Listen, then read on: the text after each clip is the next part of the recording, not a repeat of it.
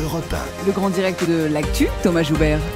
Et en ce début d'année, c'est la grande période des bonnes résolutions. De nombreux fumeurs veulent arrêter de fumer, on en connaît tous, si ça ne vous concerne pas directement. Beaucoup se mettent à la cigarette électronique. Plus d'1,5 million de Français vapotent aujourd'hui. Alors, cette fameuse cigarette électronique est-elle un bon moyen pour arrêter de fumer? C'est la question qu'on pose à notre invité de 10h45, le docteur Philippe Prel. Bonjour. Bonjour. Vous êtes tabacologue, auteur de la cigarette électronique, enfin la méthode pour arrêter de fumer facilement, aux éditions Versilio. La cigarette électronique, c'est le remède miracle? C'est en tout cas aujourd'hui la meilleure façon pour arrêter de fumer, nettement plus efficace par exemple que les substituts nicotiniques. Et pourtant, quand on se met à la cigarette électronique, de nombreux fumeurs le savent et on l'observe aussi autour de nous, on réduit sa consommation de vraies cigarettes, mais c'est pas pour autant qu'on arrête de fumer souvent. Non, on voit les deux. On voit des gens qui arrêtent complètement le tabac. Et c'est même ce qui m'a poussé à m'intéresser à la cigarette électronique il y a 2 ans. C'est de voir sur YouTube des témoignages de gens qui disaient, voilà, je me suis mis à vapoter. Ça fait 1 semaine que j'ai le paquet dans la poche, je l'ai oublié. Et un tel phénomène, je l'avais jamais observé avant. Et moi, en pratique, ce que j'observe, c'est qu'un patient sur 2 arrête complètement de fumer et vapote. Et puis il y en a qui, l'autre moitié, je vais dire pour faire simple, diminue de manière très importante sa consommation.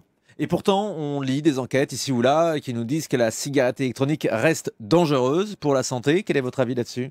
Oui, ça fait partie des bruits qui circulent autour de ce produit qui n'est absolument pas dangereux. Et je le dis très clairement, pas dangereux du tout. On a éliminé... C'est pas l'avis des associations de non-fumeurs, qui sont aussi très remontées contre la cigarette électronique. Oui, c'est pas non plus l'avis de l'industrie du tabac, c'est pas l'avis d'un certain nombre de gens qui défendent certains précarés. Mais en pratique, si vous voulez, on a éliminé tous les poisons du tabac, qui sont tous issus de la combustion du tabac, donc le monoxyde de carbone qui donne les infarctus, les goudrons qui donnent les cancers, les particules fines qui donnent les bronchites chroniques, tout ça a été éliminé. Alors ce qui reste, c'est des doses infimes de produits que l'on trouve comme dans les substituts nicotiniques et ailleurs. Oui, il reste aussi la nicotine pour certaines cigarettes électroniques, puisque c'est bien ça qui fait qu'on est dépendant à la cigarette. C'est pas le plus mauvais, la nicotine, finalement, dans une cigarette ? La nicotine, on a un recul très très important de plus de 30 ans grâce aux substituts nicotiniques, et elle ne donne ni cancer ni infarctus. Donc si vous voulez, dès lors que, moi ce que je dis aux gens, c'est que dès lors qu'ils se mettent à vapoter, c'est exactement comme ce qu'ils prenaient des substituts nicotiniques, ils se mettent à l'abri des grandes maladies, ils arrêtent de faire tourner le compteur. C'est quand même l'objectif numéro 1 de l'arrêt du tabac. Ensuite, effectivement, la nicotine peut être addictive, donc un certain nombre vont rester entre guillemets accrochés à leur cigarette électronique, comme un certain nombre, à peu près un quart, restent accrochés à leur gomme de nicotine. Vos questions au 39-21, si vous avez envie d'arrêter de fumer, vous posez la question de savoir si la cigarette électronique est un bon moyen, ou alors si dans votre entourage, vous avez des proches qui souhaitent arrêter de fumer. Christiane nous appelle au standard d'Europe 1 au 39-21. Christiane, vous êtes à Nice, bonjour. Oui, bonjour. Écoutez, moi, depuis octobre de l'année dernière, je n'ai plus allumé une cigarette le jour où ma belle-fille m'a offert une cigarette électronique et je fumais 2,5 à 3 paquets par jour. Ah oui, énorme consommation de cigarettes, parce que là, vous étiez quand même une grosse fumeuse, 3 paquets par jour. Ah oui, non, mais j'étais droguée, on peut dire droguée. Moi, je me suis vue partir en pleine nuit... en plein hiver pour descendre au seul tabac que je savais ouvert en after. Enfin, c'était une horreur. Ouais. Et du coup, donc, la cigarette électronique vous a permis d'arrêter de fumer? Totalement. Et alors, je vais vous dire, ça a étonné tout le monde, moi la première. Ouais. Alors, docteur Philippe Prel va nous... Oui, je vous écoute, Christiane. Avec 0 nicotine. Oui, vous êtes passé après à 0 nicotine, puisque c'est souvent le cas. Je suis passé direct. Je me suis dit, directement. bon, tant qu'à faire. Oui. Vous êtes passé de 3 paquets par jour à plus rien du tout grâce à la cigarette électronique. Docteur Philippe Prel, quel est le processus qui se passe? Maintenant, les gens qui me disent on ne sait pas ce que ça va donner dans 20 ans, dans 20 ans, j'aurai 90 ans, donc j'en aurai rien à faire. Et je suis sûr que si quelque chose doit me faire mal, c'est les 30 années où j'ai fumé. Ça, sans aucun doute, Christiane. Justement, d'ailleurs, aujourd'hui, vous êtes toujours à la cigarette électronique? Oui. Oui. Mais j'en suis à, je sais pas, peut-être 10 tasses par jour, quoi. Ah oui, vous avez considérablement réduit. Restez avec nous, Christiane. Philippe Prel, quel est le processus qui se passe là? Quand on était un gros fumeur, qu'on se met à la cigarette électronique, on continue toujours de fumer la cigarette électronique par la suite? Non, il y a deux phénomènes. Il y a ceux qui vont arrêter complètement la cigarette électronique et ceux qui vont la continuer.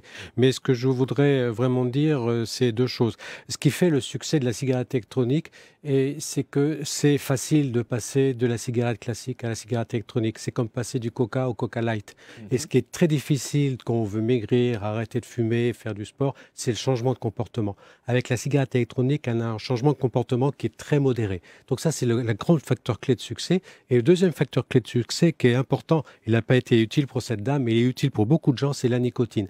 La nicotine est l'ami du fumeur. C'est ce qui lui l'empêche de ressentir le manque. C'est bien ça qui crée la dépendance. Voilà, c'est ce qui l'empêche de ressentir le manque, de grossir, de devenir nerveux, de s'énerver avec tout le monde. Et c'est ce qui lui permet de passer ce cap. Donc c'est vouloir réduire trop vite est souvent un piège. Merci beaucoup Christiane. Michel au Standard d'Europe 1 nous appelle de Saumur. Bonjour Michel.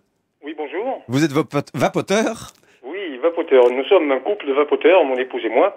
D'abord, je vous souhaite à tous une bonne année ainsi qu'au médecin qui est sur votre plateau. Bonne année.